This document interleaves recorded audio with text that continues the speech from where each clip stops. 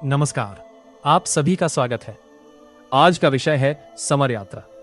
कभी कभी एक यात्रा सिर्फ मंजिल तक पहुंचने के लिए नहीं होती, बल्कि वो यात्रा इंसान के भीतर छिपे साहस, त्याग और देशभक्ति को पहचानने के लिए होती है। मुंशी प्रेमचंद की कहानी समर यात्रा ऐसी ही एक कहानी है, जिसमें आजादी के आंदोलन की पृष्ठभूमि में आम इंसानों के संघर्ष, उत्साह और देश के लिए कुछ कर गुजरने की भावना को बेहद मार्मिक ढंग से प्रस्तुत किया गया है। ये कहानी हमें उस दौर में ले जाती है जब भारत गुलामी की बेड़ियों में जकड़ा हुआ था और देश का एक साधारण सा व्यक्ति भी अपने भीतर आजादी का सपना संजोए हुए था। समर यात्रा केवल संघर्ष की कहानी नहीं है, ये उस भावना की कहानी है जहां व्यक्तिगत सुख से बड़ा हो जाता है देश और समाज का हित। तो आइए सुनते हैं मुंशी प्रेमचंद की कालजयी कहानी समर यात्रा। एक ऐसी यात्रा जिसमें रास्ते कठिन है लेकिन मंजिल है आजादी। आज सुबह ही से गांव में हलचल मची हुई थी। कच्ची झोंपड़ियां हंसती हुई मालूम होती थीं। आज सत्याग्रह करने वालों का जत्था गांव में आएगा। कोदई चौधरी के दरवाजे पर शामियाना लगा हुआ है। आटा, घी, तरकारी, दूध और दही जमा किया जा रहा है। सबके चेहरे पर उमंग है, हौसला है, आनंद है।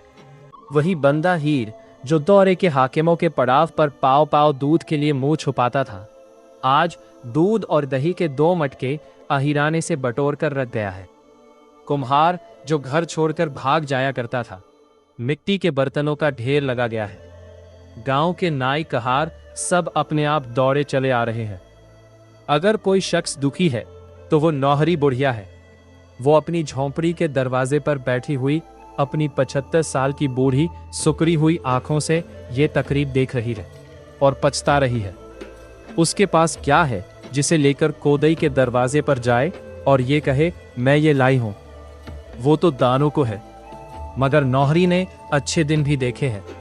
एक दिन उसके पास दौलत और आदमी सब कुछ था। गांव पर उसी की हुकूमत थी। कोदई को उसने हमेशा नीचे दबाए रखा। वो औरत होकर भी मर्द थी। उसका खाविंद घर में सोता, वो खेत पर सोने जाती थी। मुआमले मुकदमे की पैरवी खुद ही करती। लेना देना सब उसी के हाथों में था, लेकिन वो सब कुछ खालिक ने छीन लिया। ना दौलत रही, ना आदमी रहे। अब उनके नामों को रोने वाली वही बाकी थी। आंखों से दिखाई न देता था, कानों से सुनाई न देता था, जगह से हिलना मुश्किल था। किसी तरह जिंदगी के दिन पूरे कर रही थी और इधर कोदई की किस्मत जाग गई थी। अब चारों तरफ कोदई की पूछ थी। आज जलसा भी कोदई के दरवाजे पर हो रहा है। नौहरी को अब कौन पूछेगा? ये सोचकर उसका दिल जैसे किसी पत्थर से कुचल उठा। हाय, अगर भगवान ने उसे इतना अपाहिज न कर दिया होता तो आज झोंपड़े को लीपती, दरवाजे पर बाजे बजवाती, कढ़ाव चढ़वाती, पूरियां बनवाती और जब वो लोग खा चुकते तो गोद भर रुपया उनकी नजर देती। उसे वो दिन याद आया जब वो अपने बूढ़े पति को लेकर यहां से 20 कोस दूर महात्मा जी के दर्शन करने गई थी। वो उमंग, वो सच्चा प्यार, वो अकीदत आज उसके दिल में आसमान के मटियाले बादलों की तरह लगी। कोदई ने आकर पोपले मुंह से कहा, भाभी, आज महात्मा जी का जत्था आ रहा है, तुम्हें भी कुछ देना है। नौहरी ने चौधरी को लताड़ भरी हुई आंखों से देखा। बेरहम मुझे जलाने आया है, मुझे नीचा दिखाना चाहता है। जैसे आसमान पर चढ़कर बोली, मुझे जो कुछ देना है वो उन्हीं लोगों को दूंगी, तुम्हें क्यों दिखाऊं? कोदई ने मुस्कुराकर कहा, हम किसी से कहेंगे नहीं, सच कहते हैं भाभी। निकालो वो पुरानी हांडी, अब किस दिन के लिए रखे हुए हो? किसी ने कुछ नहीं दिया, गांव की लाज कैसे रहेगी? नौहरी ने बड़ी लाचारगी से कहा, जले पर नमक न छिड़को देवर जी, भगवान ने दिया होता तो तुम्हें कहना न पड़ता। इसी दरवाजे पर एक दिन साधु संत, जोगी जति, हाकिम सूबा सभी आते थे, मगर सब दिन बराबर नहीं जाते। कोदई शर्मिंदा हो गया। उसके मुंह की झुर्रियां जैसे रेंगने लगी। बोला, तुम तो हंसी हंसी में बिगड़ जाती हो भाभी। मैंने तो इसलिए कहा कि बाद में तुम ये न कहने लगो, मुझसे तो किसी ने कुछ कहा नहीं। ये कहता हुआ वो चला गया। नौहरी वहीं बैठी हुई उसकी तरफ ताकती रही। उसका वो तंज सांप की तरह उसके सामने बैठा हुआ मालूम होता था। नौहरी अभी बैठी हुई थी कि शोर मचा। जत्था आ गया। पश्चिम में गर्द उड़ती हुई नजर आ रही थी, जैसे जमीन इन मुसाफिरों के इस्तकबाल के लिए अपने हीरे जवाहरात की बारिश कर रही हो। गांव के सब औरत मर्द सब काम छोड़ छोड़कर उनका इस्तकबाल करने चले। एक पल में तिरंगा झंडा हवा में लहराता दिखाई दिया, जैसे स्वराज ऊंचे आसन पर बैठा हुआ सबको आशीर्वाद दे रहा है। औरतें खुशी के गीत गाने लगी। जरा देर में मुसाफिरों का जत्था साफ दिखाई देने लगा। दो दो आदमियों की कतारें थीं। हर एक के जिस्म पर खद्दर का कुर्ता था, सर पर गांधी टोपी, बगल में थैला लटकता हुआ, दोनों हाथ खाली, जैसे स्वराज से बगलगीर होने को तैयार ही। फिर उनकी आवाजें सुनाई देने लगीं। उनके मर्दाने गलों से एक कौमी तराना निकल रहा था, गर्म, गहरा, दिलों में चुस्ती पैदा वाला। एक वो था कि हम सारे जहां में फर्द थे। एक दिन ये है कि हम सब बेहया कोई नहीं। एक दिन वो था कि अपनी शान पे देते थे जान। एक दिन ये है कि हम सब बेहया कोई नहीं। गांव वालों ने कई कदम आगे बढ़कर मुसाफिरों का इस्तकबाल किया। बेचारों के सरों पर धूल जमी हुई थी, होंठ सूखे हुए थे, चेहरे स्याही माइल, मगर आंखों में जैसे आजादी का चमक था। औरतें गा रही थीं, बच्चे उछल रहे थे और आदमी अपने अंगोछों से मुसाफिरों को हवा कर रहे थे। इस तकरीब में नौहरी की तरफ किसी का ध्यान नहीं गया, जो अपनी लखियां पकड़े सबके पीछे मुजस्सम आशीर्वाद बनी खड़ी थी। उसकी आंखें डुबडुबाई हुई थीं, चेहरे पर फख्र की ऐसी झलक थी जैसे वो कोई रानी है, जैसे ये सारा गांव उसका है, ये सभी जवान उसके बच्चे हैं। अपने दिल में उसने ऐसी ताकत, ऐसी वुसअत, ऐसी बुलंदी कभी पहले महसूस नहीं की थी। अचानक उसने लाठी फेंक दी और भीड़ को चीरती हुई मुसाफिरों के सामने आ खड़ी हुई। जैसे लाठी के साथ ही उसने बुढ़ापे और दुख के बोझ को फेंक दिया हो। वो एक पल अकीदतमंदाना आंखों से आजादी के सिपाहियों की तरफ तकती रही, जैसे वो उनकी ताकत को अपने अंदर भर रही हो। तब वो नाचने लगी, इस तरह नाचने लगी जैसे कोई हसीन दोशीज़ा इश्क और खुशी के नशे में मस्त होकर नाचे। लोग दो दो चार चार कदम पीछे हट गए। छोटा सा आंगन बन गया और इस आंगन में वो बुढ़िया अपने रक्स के जौहर दिखाने लगी। इस अब्दी सरशारी के रेले में वो अपना सारा दुख और मुसीबत भूल गई। उसके कमजोर आज़ा में जहां हमेशा काहिली छाई रहती थी, वहां ना जाने इतने चुलबुलेपन, इतनी लचक, इतनी फुर्ती कहां से आ गई थी। पहले कुछ देर तो लोग मजाक से उसकी तरफ देखते रहे, जैसे बच्चे बंदर का नाच देखते हैं, और फिर अकीदत के इस मुकद्दस बहाव में सभी मस्त हो गए। उन्हें ऐसा लगा जैसे सारी कायनात एक बड़े वसीआ रक्स की गोद में खेल है। कोदई ने कहा, बस करो भाभी, बस करो। नौहरी ने थिरकते हुए कहा, खड़े क्यों हो, आओ ना, जरा देखूं कैसा नाचते हो। कोदई बोले, अब बुढ़ापे में क्या नाचूं? नौहरी ने रुककर कहा, क्या तुम आज भी बूढ़े हो? मेरा बुढ़ापा तो जैसे भाग गया। इन वीरों को देखकर तुम्हारी छाती नहीं फूलती। हमारा ही दुख दर्द दूर करने के लिए तो उन्होंने ये परन ठाना है। इन्हीं हाथों से हाकिमों की बेगार बजाई है। इन्हें कानों से उनकी गालियां और घुड़कियां सुनी है। अब तो इस जोर और जुल्म का नाश होगा। हम और तुम क्या अभी बूढ़े होने के लायक थे? हमें पेट की आग ने जलाया है। बोलो ईमान से। यहां इतने आदमी हैं, किसी ने इधर पिछले 6 महीने से पेट भर रोटी खाई है? घी किसी को सूंघने को मिलता है? कभी नींद भर सोए हो? जिस खेत का लगान 3 रुपया देते थे, अब उसके 9-10 देते हो। क्या धरती सोना उगलेगी? काम करते करते छाती फट गई। हम ही है कि इतना सहकर भी जीते हैं। दूसरा होता तो मर जाता या मार डालता। धन्य है महात्मा और उनके चेले कि गरीबों का दुख समझते हैं, उसे दूर करने की कोशिश करते हैं, और तो सभी है पीस कर हमारा खून निकाले हैं। मुसाफिरों के चेहरे चमक उठे, दिल खिल उठे। मोहब्बत में डूबी हुई आवाज निकली। एक दिन वो था कि पारस थी यहाँ की सरजमीन। एक दिन ये है कि यूं बेदस्तोपाक कोई नहीं। कोदई के दरवाजे पर मशालें जल रही थी। कई गांव के आदमी जमा हो गए थे। मुसाफिरों के खाना खा लेने के बाद जलसा शुरू हुआ। जत्थे के लीडर ने खड़े होकर कहा, भाइयों, आपने आज हम लोगों की जो खातिर मुदारात की है, इससे हमें ये उम्मीद हो रही है कि हमारी बेड़ियां जल्द ही कट जाएंगी। मैंने यूरोप और पश्चिम के बहुत से मुल्कों को देखा है और मैं तजुर्बे से कहता हूँ कि आप में जो सादगी, जो ईमानदारी, जो जफाकशी और मजहबी अकीदत है, वो दुनिया के और किसी मुल्क में नहीं। मैं तो यही कहूँगा कि आप इंसान नहीं, देवता है। आपको ऐशो इशरत से मतलब नहीं, नशे पानी से मतलब नहीं।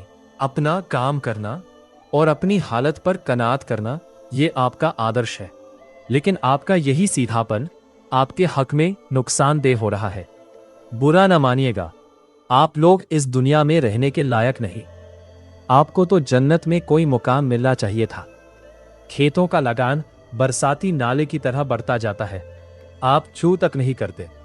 अमले और अहलकार आपको नोचते रहते हैं, आप जबान नहीं हिलाते।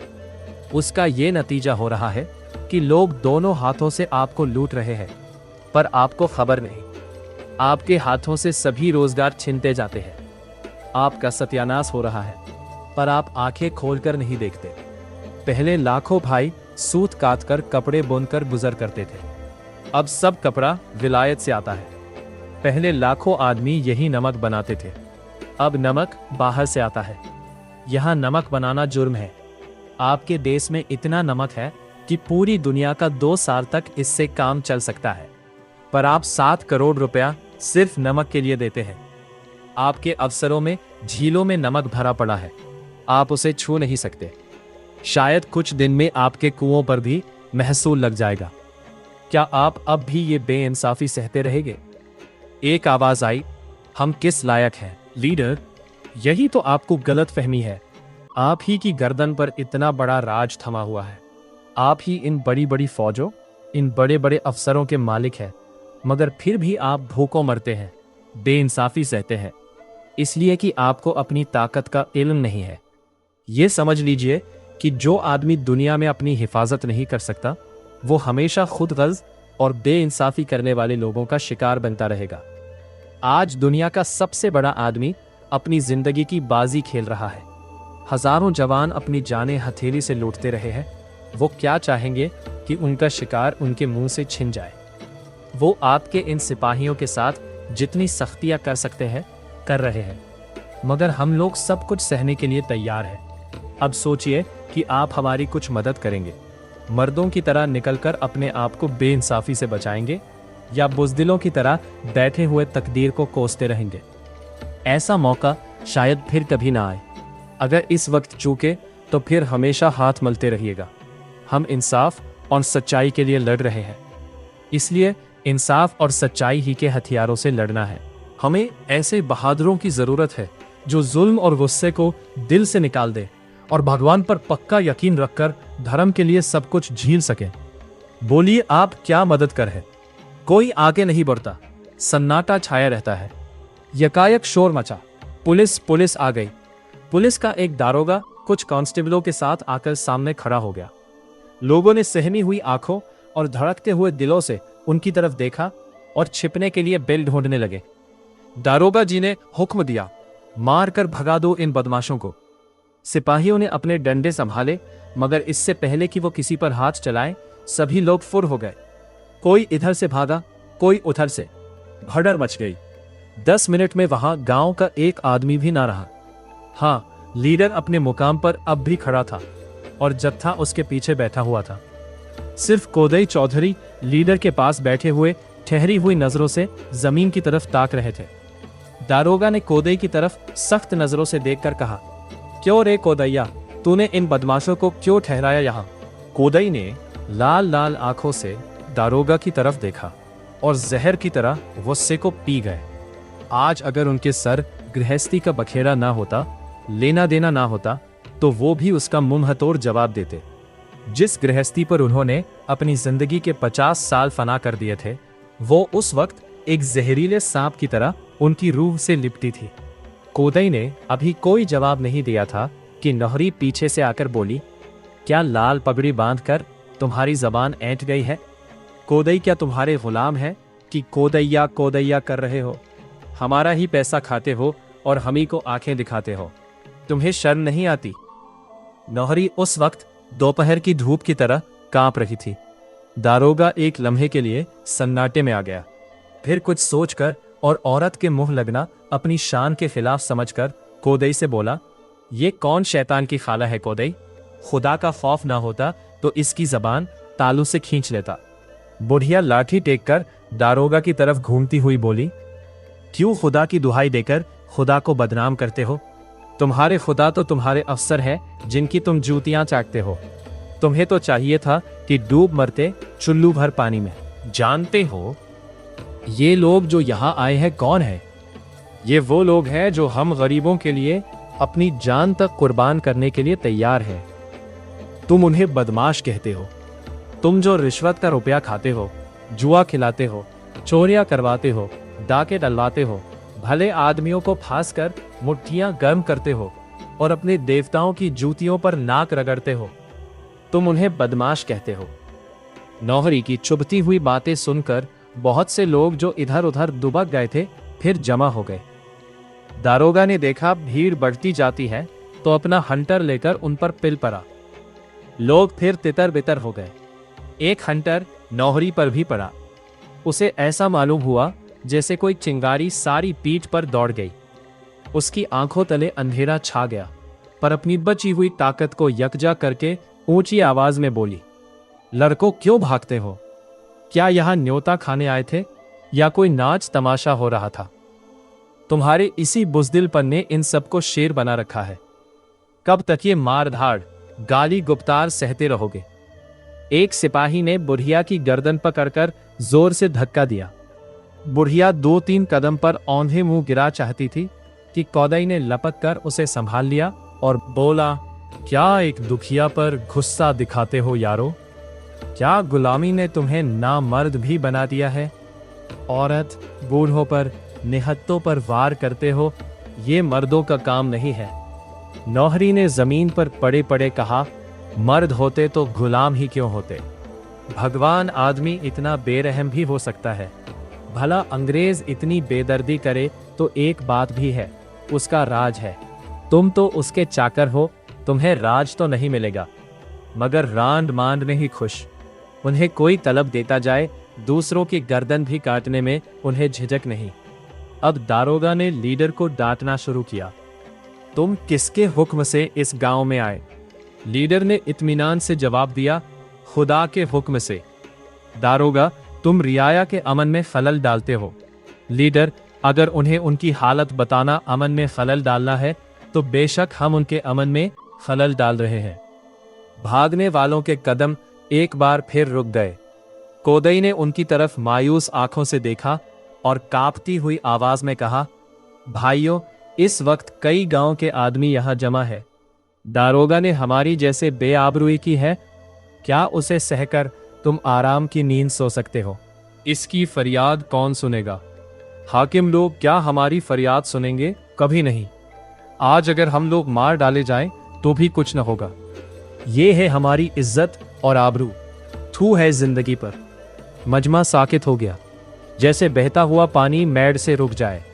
खौफ का धुआं लोगों के दिलों पर छा गया था। यकायक हट गया, उनके चेहरे सख्त हो गए। दारोगा ने उनके तेवर देखे तो फौरन घोड़े पर सवार हो गया और कोदई की गिरफ्तार करने का हुक्म दिया। 2 सिपाहियों ने बढ़कर कोदई का बाजू पकड़ लिया। कोदई ने कहा, घबराते क्यों हो? मैं भागूंगा नहीं, चलो कहाँ चलते हो? जैसे ही कोदई दोनों सिपाहियों के साथ चला, उसके दोनों जवान बेटे कई आदमियों के साथ सिपाहियों की तरफ लपके कि कोदई को उनके हाथों से छीन ले। सभी आदमी जज्बात से मगलूब होकर पुलिस वालों के चारों तरफ जमा गए। दारोगा ने कहा, तुम लोग हट जाओ वरना मैं फायर कर दूंगा। मजमे ने इस धमकी का जवाब भारत माता की जय से दिया और आगे खिसक गए। दारोगा ने देखा अब जान बचती नजर नहीं आती। आजीजी से बोल, लीडर साहब, ये लोग फसाद पर आमादा है, इसका नतीजा अच्छा नहीं होगा। लीडर ने कहा, नहीं, जब तक हम में से एक आदमी भी यहां रहेगा आप पर कोई हाथ नहीं उठा सकेगा। आपसे हमारी कोई दुश्मनी नहीं है। हम और आप दोनों एक ही पैरों तले दबे हुए हैं। ये हमारी बदनसीबी है कि हम आप 2 मुखालिफ जमातों में हैं। ये कहते हुए लीडर ने गांव वालों को समझाया, भाइयों मैं आपसे कह चुका हूं कि ये इंसाफ और धर्म की लड़ाई है और हमें इंसाफ और धर्म के हथियार से ही लड़ना है। हमें अपने भाइयों से नहीं लड़ना है, हमें तो किसी से भी लड़ना नहीं है। दारोगा की जगह कोई अंग्रेज होता तो भी हम उसकी उतनी ही हिफाजत करते। दारोगा ने कोदई चौधरी को गिरफ्तार किया है। मैं उसे चौधरी की खुशकिस्मती समझता हूँ। मुबारक हैं वो लोग जो आज़ादी की लड़ाई में सजा पाएंगे। ये बिगड़ने या घबराने की बात नहीं। आप लोग हट जाए और पुलिस को जाने दे। दारोगा और सिपाही कोदई को लेकर चले। लोगों ने जय जयकार किया, भारत माता की जय। कोदई ने जवाब दिया, राम राम भाइयों, राम राम। डटते रहना मैदान में, घबराने की कोई बात नहीं है। भगवान सबका मालिक है। दोनों लड़के आंखों में आंसू भरे आए और लरजती आवाज में बोले, हमें क्या कहे जाते दादा। कोदई ने उन्हें बढ़ावा देते हुए कहा, भगवान का भरोसा मत छोड़ना और वो करना जो मर्दों को करना चाहिए। खौफ सारी बुराइयों की जड़ है, उसे दिन से निकाल डालो, फिर तुम्हारा कोई कुछ नहीं कर सकता। सच्चाई की कभी हार नहीं होती। आज पुलिस के सिपाहियों के दरमियान कोदई को जिस बेखौफी का एहसास हो रहा था वैसा पहले कभी नहीं हुआ था। जेल और फांसी आज उसके लिए डरने की चीज नहीं, फख्र की चीज हो गई थी। सच्चाई का जीता जागता रूप आज उसने पहली बार देखा, जैसे वो ढाल की तरह उसकी हिफाजत कर हो। गांव वालों के लिए कोदई का पकड़ लिया जाना शर्मनाक मालूम हो रहा था। उनकी आंखों के सामने उनके चौधरी इस तरह पकड़ लिए गए और वो कुछ न कर सके। अब वो मुंह कैसे दिखाएंगे? हर चेहरे पर गहरा दुख झलक रहा था, जैसे गांव लुट गया हो। अचानक नौहरी ने चिल्लाकर कहा, अब सब जने खड़े क्या पछता रहे हो? देख ली अपनी खराब हालत या अभी कुछ बाकी है? आज तुमने देख लिया ना कि हमारे ऊपर कानून से नहीं लाठी से हुकूमत हो रही है। आज हम इतने बेशर्म हैं कि इतना होने पर भी कुछ नहीं बोलते। हम इतने खुद गर्ज, इतने कायर ना होते तो उनकी मजाल थी कि हमें कोड़ों से पीटते। जब तक तुम गुलाम बने रहोगे, उनकी सेवा टहल करते रहोगे, तुम्हें भूसा चौकर मिलता रहेगा। लेकिन जिस दिन तुमने कंधा टेढ़ा किया उसी दिन मार पड़ने लगेगी। कब तक इस तरह मार खाते रहोगे? कब तक मुर्दों की तरह पड़े गिद्धों से अपने आप को नुचवाते रहोगे? अब दिखा दो कि तुम भी जीते जागते हो और तुम्हें भी अपनी इज्जत आबरू का कुछ ख्याल है। जब इज्जत ही ना रही तो क्या करोगे? खेती बाड़ी करके, धर्म कमाकर, जी कर ही क्या करोगे? क्या इसीलिए जी रहे हो कि तुम्हारे बच्चे इसी तरह लाते खाते जाएं, इसी तरह कुचले जाएं? छोड़ो ये कायरता, आखिर एक दिन खाट पर पड़े पड़े मर जाओगे। क्यों नहीं इस धर्म की लड़ाई में आकर बहादुरों की मौत मरते? मैं तो बूढ़ी औरत हूं, लेकिन कुछ न कर सकूंगी तो यही ये लोग सोएंगे। हाथ झाड़ू तो लगा दूंगी, उन्हें पंखा तो झलूंगी। कोदई का बड़ा लड़का मैको बोला, हमारे जीते जी तुम जाओगी काकी, हमारी जिंदगी को लानत है। अभी तो हम तुम्हारे बालक जिंदा ही हैं। मैं चलता हूं उधर, खेती बाड़ी गंगा देखेगा। गंगा उसका छोटा भाई था। बोला, भैया तुम ये बेइंसाफी करते हो, मेरे रहते तुम नहीं जा सकते। तुम रहोगे तो गृहस्थी संभालोगे, मुझसे तो कुछ न होगा, मुझे जाने दो। मैकू ने कहा, इसे काकी पर छोड़ दो। इस तरह हमारी तुम्हारी लड़ाई होगी, जिसे काकी का हुक्म हो वो जाए। नौहरी ने फख्र से मुस्कुराकर कहा, जो मुझे रिश्वत देगा उसी को जिताऊंगी। मैकू, क्या तुम्हारी कचहरी में भी रिश्वत चलेगी काकी? हमने तो ये समझा था यहां ईमान का फैसला होगा। नौहरी, चलो रहने दो, मरते वक्त राज मिला है तो कुछ तो कमा लो। गंगा हंसता हुआ बोला, मैं तुम्हें रिश्वत दूंगा काकी। अब की बाजार जाऊंगा तो तुम्हारे लिए पूर्वी तंबाकू का पत्ता लाऊंगा। नौहरी, तो बस तेरी ही जीत है, तो ही जाना। मैकू, काकी तुम इंसाफ नहीं कर रही हो। नौहरी, अदालत का फैसला भी दोनों फरीकों ने पसंद किया है कि तुम ही करोगी। गंगा ने नौहरी के चरण छुए, फिर भाई से गले मिला और बोला, कल दादा को कहला भेजना, मैं जाता हूं। एक आदमी ने कहा, मेरा भी नाम लिख लो भाई, सेवाराम। सबने जय जयकार किया। सेवाराम आकर लीडर के पास खड़ा हो गया। दूसरी आवाज आई, मेरा नाम लिख लो, भजन सिंह। सबने फिर जय जयकार किया। भजन सिंह आकर लीडर के पास खड़ा हो गया। भजन सिंह 10-5 गांव में पहलवानी के लिए मशहूर था। वो अपनी चौड़ी छाती ताने सर उठाए लीडर के पास खड़ा हुआ तो जैसे शामियाने के नीचे एक नई जिंदगी तुलुआ हो गई। फौरन ही तीसरी आवाज आई, मेरा नाम लिखो घूरे। ये गांव का चौकीदार था। लोगों ने सर उठा उठाकर उसे देखा। अचानक किसी को यकीन नहीं आता था कि घूरे अपना नाम लिखाएगा। भजन सिंह ने हंसते हुए कहा, तुम्हें क्या हुआ है घूरे? घूरे ने कहा, मुझे वही हुआ है जो तुम्हें हुआ है। 20 साल तक गुलामी करते करते थक गया। फिर आवाज आई, मेरा नाम लिखो काले खान। वो जमींदार का आदमी था, बड़ा ही जाबिर और दबंग। फिर लोगों को ताज्जुब हुआ। मैकू बोला, मालूम होता है हमको लूट लूट कर घर भर लिया है। क्यों? काले खान संजीदगी से बोला, क्या जो आदमी भटकता रहे उसे कभी सीधे रास्ते पर ना आने दोगे भाई? अब तक जिसका नमक खाता था उसका हुक्म बजाता था, तुमको लूट लूट कर उसका घर भरता था। अब मालूम हुआ कि मैं बड़े भारी मुगालते में पड़ा हुआ था। तुम सब भाइयों को मैंने बहुत सताया है, अब मुझे माफी दो।